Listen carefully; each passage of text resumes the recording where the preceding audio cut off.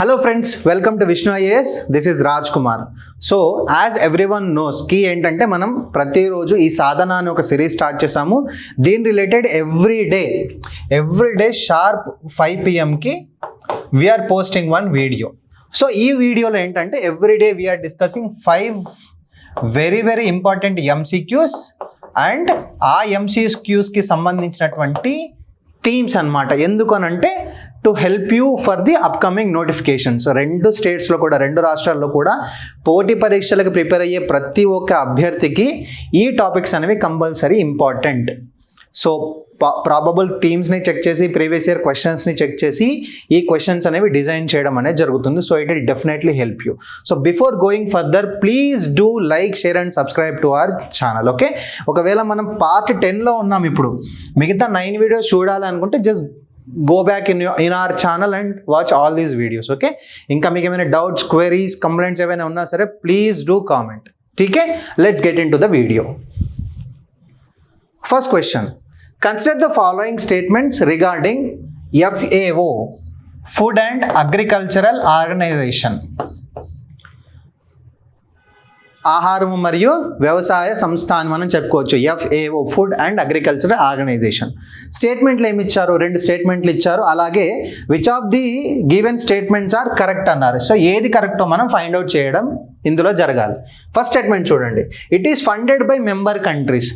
ఏ సంస్థ అయినా సరే, ఇప్పుడు ఫర్ ఎగ్జాంపుల్ UN అయినా సరే, ఏ సంస్థ అయినా సరే దాని యొక్క మెంబర్ కంట్రీస్ ఎవరైతే ఉన్నారో వాళ్ళు వాలంటరీ డొనేషన్స్, ఏదో ఒక రకమైన డొనేషన్స్, లేకపోతే మెంబర్షిప్ అమౌంట్స్, వాట్ ఎవర్ ఏదైనా సరే వాళ్ళే ఆ పర్టికులర్ ఆర్గనైజేషన్ని ఫండ్ చేస్తారు. సో దిస్ ఈస్, మనం దీని గురించి పెద్దగా ఆలోచించాల్సిన పని లేదు, ఇది correct. 2, it publishes the state of the world's forest reports biannually. సో మనకి 2 ఉంటాయండి. ఏంటి? బై యాన్యువల్లీ కూడా మనం చూస్తాం. బై యాన్యువల్లీ అని అంటే 2 times ఇన్ ఏ ఇయర్.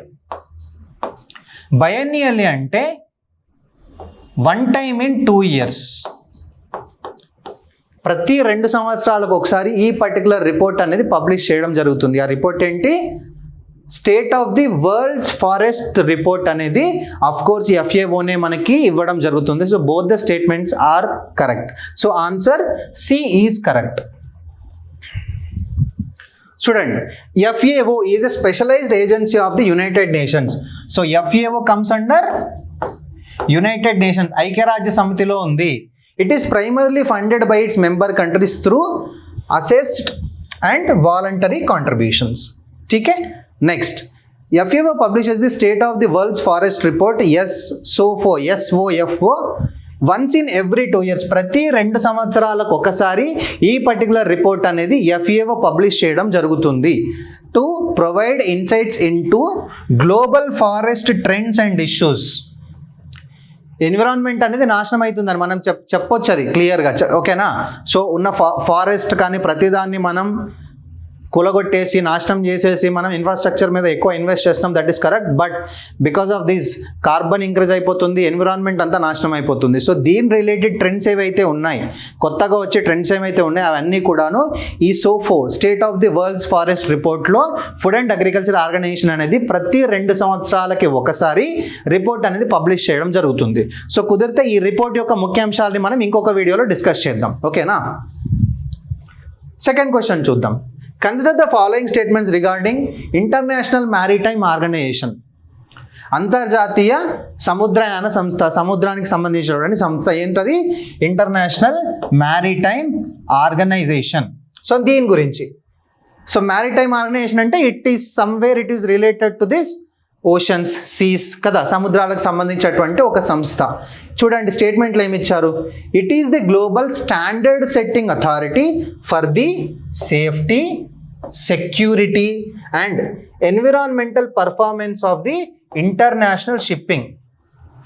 అంతర్జాతీయంగా షిప్పింగ్ ఏదైతే జరుగుతుందో, ట్రేడ్ రిలేటెడ్ ఏవైతే షిప్పింగ్ అనేది జరుగుతుందో దానికి సంబంధించినటువంటి సేఫ్టీ కానీ, సెక్యూరిటీ కానీ, వీటినన్నింటినీ కూడా ఇంటర్నేషనల్ మ్యారిటైమ్ ఆర్గనైజేషన్ చూసుకుంటుంది. This is absolutely correct.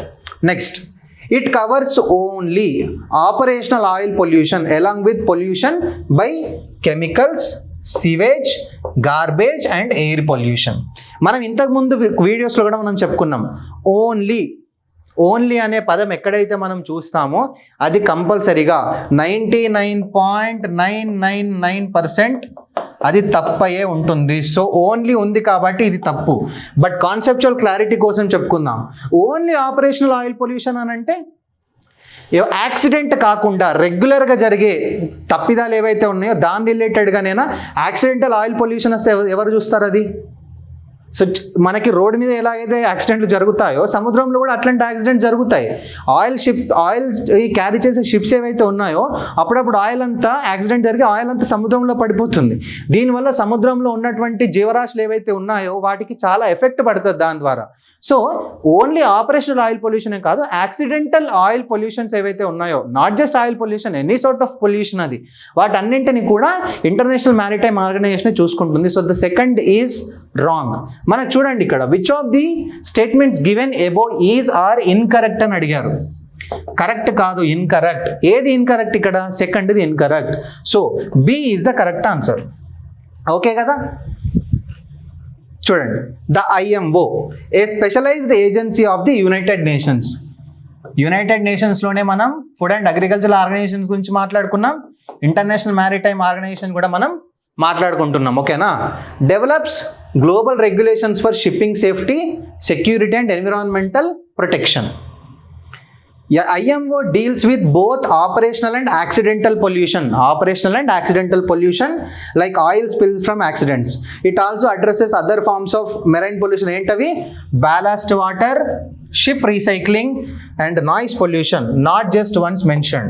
ఏవైతే మెన్షన్ చేసినవి ఉన్నా అవి కాకుండా బాలస్ట్ వాటర్ ఏదైతే ఉందో, షిప్ రీసైక్లింగ్ ఏదైతే ఉందో, నాయిస్ పొల్యూషన్ ఏదైతే ఉందో, వీటన్నింటిని గురించి కూడా ఈ IMO అనేది టేక్ కేర్ చేయడం జరుగుతుంది. So next the third question, the famous ballast water management convention is related to which of the following? UNEP, IMO, UNCLOS, UNESCO. UNCLOS, UNESCO. ఈ 4లో ఏదో ఒక దాని రిలేటెడ్లో ఈ బాలస్ట్ వాటర్ మేనేజ్మెంట్ కన్వెన్షన్ అనేది ఉంది. ఫస్ట్ అసలు ఈ బాలస్ట్ వాటర్ అంటే ఏంటి? బాలస్ట్ వాటర్ అంటే ఏం లేదండి, ఏదైతే ఇప్పుడు ఒక షిప్ ఉంది, షిప్లో మనం కార్గోని పంపిస్తామంటే ఏవైతే మనం ఎక్స్పోర్ట్ చేయాలనుకుంటున్నామో లేకపోతే ఇంపోర్ట్ చేయాలనుకుంటున్నామో ఆ ఐటమ్స్ అయితే మనం ఆ షిప్లో ట్రావెల్కి మనం ఒక దేశం నుంచి ఇంకో దేశానికి పంపించడం జరుగుతుంది. ఒక షిప్లో, ఫర్ ఎగ్జాంపుల్, ఒక షిప్లో మనం ఇంత కార్గో పెట్టాలి. సో దట్ ఏంటంటే సముద్రంలో ఎన్ని ఒడిదిడుకులు ఉన్నప్పటికీ దాని యొక్క వెయిట్ ఏదైతే ఉందో ఆ షిప్ని ప్రశాంతంగా ట్రావెల్ చేయడానికి హెల్ప్ అవుతుంది. ఒకవేళ కార్గో అనేది ఫుల్గా లేదనుకోండి, ఏమవుతుంది అని అంటే ఖాళీగా ఉండడం వల్ల ఎక్కువ మూమెంట్ అయ్యే ఛాన్స్ ఉంటుంది షిప్ అంతా. సో అందుకని ఏం చేస్తారంటే ఏదైతే ఖాళీగా ఉన్న ప్లేస్ ఉందో దాంట్లో వాటర్ని నిల్వ చేసి పెడతారు. ఓకే, మీకు అర్థమైందా? సో సముద్రంలోని నీటిని దాంట్లో నిల్వ చేసి పెడతారు, సో దట్ ఆ వెయిట్ అనేది మేనేజ్ అవుతుంది, వెయిట్ అనేది ఈక్వల్గా ప్యారలల్గా ఉంటుంది షిప్ మొత్తం అని చెప్పి చేస్తారు. కానీ ఇక్కడ వచ్చే ఇబ్బంది ఏంటంటే ఈ బ్యాలస్ట్ వాటర్, దాన్ని మనం బ్యాలస్ట్ వాటర్ అంటాము. సో ఇది ఒక పర్టికులర్ సముద్రంలో ఒక పర్టికులర్ స్పేస్ నుంచి తీసుకుంటే దాంట్లో ఉన్నటువంటి బ్యాక్టీరియా కావచ్చు, వైరస్ కావచ్చు, లేకపోతే ఫంగస్ కావచ్చు, ఏదైనా సరే ఆ వాటర్ ద్వారా షిప్లోకి వస్తుంది. ఆ షిప్ డెస్టినేషన్కి రీచ్ అయిన తర్వాత ఆ వాటర్ని రిలీజ్ చేయాలి కదా. ఒకవేళ మంచి ప్లేస్ ఉంది అనుకోండి, అక్కడ సముద్రం మంచిగా ఉంది, వాటర్ మంచిగా ఉంది, ఎన్విరాన్మెంట్ మంచిగా ఉన్నటువంటి స్పేస్లో ఎక్కడి నుంచో తీసుకొచ్చినటువంటి వాటర్ని రిలీజ్ చేస్తే అక్కడ ఉన్నటువంటి ఎన్విరాన్మెంట్ అనేది పాడయ్యే అవకాశం ఉంది కదా. సో దానికోసం అని చెప్పి ఈ వాటర్ని కూడా ఫిల్టర్ చేయాలి అనే ఉద్దేశంతో, లేకపోతే ఈ వాటర్ని కూడా సేఫ్ అండ్ సెక్యూరిటీని చూసుకోవాలనే ఉద్దేశంతో ఈ పర్టికులర్ కన్వెన్షన్ అనేది తీసుకొని వచ్చారు. సో మీకు ఇప్పటికే అర్థమైపోయి ఉండాలి ఎవరు తీసుకొని వచ్చి ఉంటారు. ఇది IMO, ఇంటర్నేషనల్ మ్యారిటైమ్ ఆర్గనైజేషన్ అనేది తీసుకొని వచ్చింది. మనం ఇంతకుముందు క్వశ్చన్లో కూడా IMO గురించి డిస్కస్ చేసాం కదా. So the answer will be B, international maritime organisation. Adopted by international maritime organisations in 2004లో ఈ కన్వెన్షన్ తీసుకొచ్చారు అండ్ 2017లో ఇది యాక్షన్లోకి వచ్చింది. 4లో తీసుకొని వస్తే 2017లో ఇది యాక్షన్లోకి వచ్చింది. ఓకేనా? టీకే. సో ఏంటి ఇక్కడ? To prevent the spread of harmful aquatic organisms from one regions to another. ఒక రీజియన్ నుంచి ఇంకొక రీజియన్కి ఈ aquatic ఆర్గానిజమ్స్ ఏవైతే ఉన్నాయో అవి కొత్త ప్రదేశంకి వచ్చి దాన్ని చెడుగా చేయకుండా, దాన్ని నాశనం చేయకుండా చూసుకోవడానికి ఈ పర్టికులర్ కన్వెన్షన్ అనేది తీసుకొని వచ్చారు. I think this is clear. So మనం ఆల్రెడీ అక్కడ 4 ఆర్గనైజేషన్స్ చూసాం. ఏంటవి? United Nations environment Programme, International maritime Organisation, UNCLOS United Nations Convention on the Law of the Sea. Next UNESCO United Nations Educational, Scientific and Cultural Organisation. ఒక్కొక్క దానికి ఒక్కొక్క focus అనేది ఉంది, ఒక్కొక్క పాయింట్ ఆఫ్ వ్యూలో అది వర్క్ చేయడం అనేది జరుగుతుంది. దేని మీద? For example United Nations environment Programme, environment రిలేటెడ్గా ఏదైతే ఉందో అది UNEP అనేది వర్క్ చేయడం జరుగుతుంది. Like for example environmental protection, climate change, sustainability, global reports. మనం ఇవన్నీ కూడా పర్యావరణం, ఎన్విరాన్మెంట్ అండ్ డిజాస్టర్ మేనేజ్మెంట్లో మనం చదువుకుంటాం. Next IMO. IMO అంటే ఏంటంటే మ్యారిటైమ్ ఇంటర్నేషనల్ షిప్పింగ్ ఏదైతే ఉందో దాంట్లో safety, security and environmental standards గురించి పనిచేస్తుంది. Next we have United Nations Convention on the Law of the Sea. Sea మీద ఎలా పనిచేయాలి, ఓషన్స్ అండ్ సీస్ మీద, like legal framework for marine and maritime activities governs oceans and seas. Okay కదా. Next UNESCO, మనం ఇక్కడ చెప్పుకున్నాం already. United Nations Educational, Scientific and Cultural Organisation. So just to protect the cultures, protect the heritage of the different sites ఈ UNESCO అనేది పనిచేస్తుంది. ఓకేనా. Next question, which of the following reports are published? Reports are published by the United Nations Environment Program. UNEP ఏదైతే ఉందో ఈ కింది వాటిలో ఏ రిపోర్ట్స్ని publish చేస్తుందా అనేది క్వశ్చన్. ఫస్ట్ చూడండి, global environment outlook, emissions gap report, the energy report. Select the correct answer from the given codes, only 1, 2, 3. So మనం జనరల్గా చూస్తే ఎన్విరాన్మెంట్ ప్రోగ్రామ్ అని మాట్లాడుతున్నాం. సో ఎన్విరాన్మెంట్ రిలేటెడ్గా ఏదైతే ఉందో ఇది టేక్ కేర్ చేయడం అనేది జరుగుతుంది. సో దాని రిలేటెడ్ రిపోర్ట్స్ కూడా పబ్లిష్ చేసే ఛాన్స్ ఉంటుంది. సో దీంట్లో ఏమున్నాయండి? Global environment outlook, of course yes. Emissions gap report, of course yes. The energy report is no. So only 2 reports are published by, not only 2, ఈ క్వశ్చన్లో 2 reports ఏవైతే ఉన్నాయో అవి మనకి UNEP పబ్లిష్ చేయడం జరుగుతుంది. So the answer B is correct. So చూడండి, global environment outlook, emissions gap report, adaptation gap report, actions on air quality and rise of environmental crime report along with ఇంటర్పోల్ని కలుపుకొని ఈ పర్టికులర్ రిపోర్ట్ అనేది ఇవ్వడం జరుగుతుంది. మనకి ఏదైతే ఎనర్జీ రిపోర్ట్ ఏదైతే ఉందో అది world wide fund for nature అనేది పబ్లిష్ చేయడం జరుగుతుంది, not United Nations environment programme.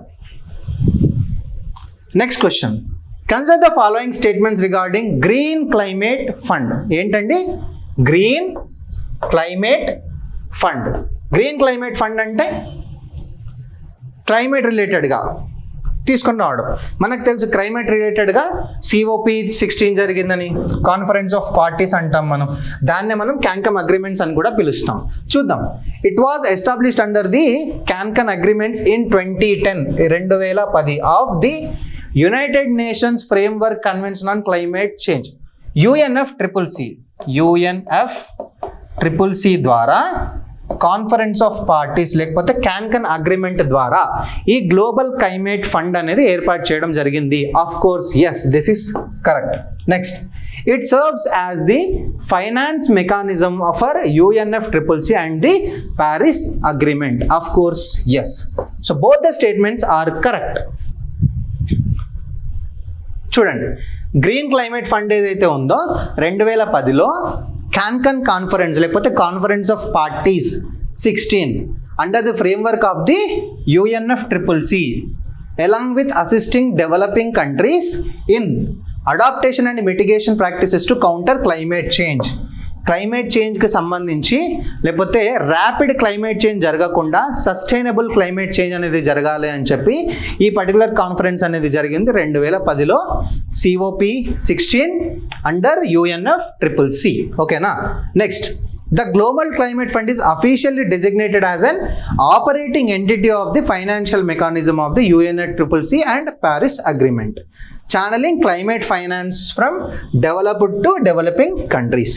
ఈ గ్లోబల్ క్లైమేట్ ఫండ్ ఏదైతే ఉందో దీని ద్వారా డెవలప్డ్ కంట్రీస్ నుంచి డెవలపింగ్ కంట్రీస్, అభివృద్ధి చెందిన దేశాల నుంచి అభివృద్ధి చెందుతున్న దేశాలకి ఫండింగ్ అనేది చేస్తూ క్లైమేట్ని రక్షించడానికి ఇది దోహదపడుతుందని మనం చెప్పొచ్చు. I think I'm clear. So that's it for today guys. Practice more number of MCQs so that it will definitely help you in your upcoming exams and notifications. All the best.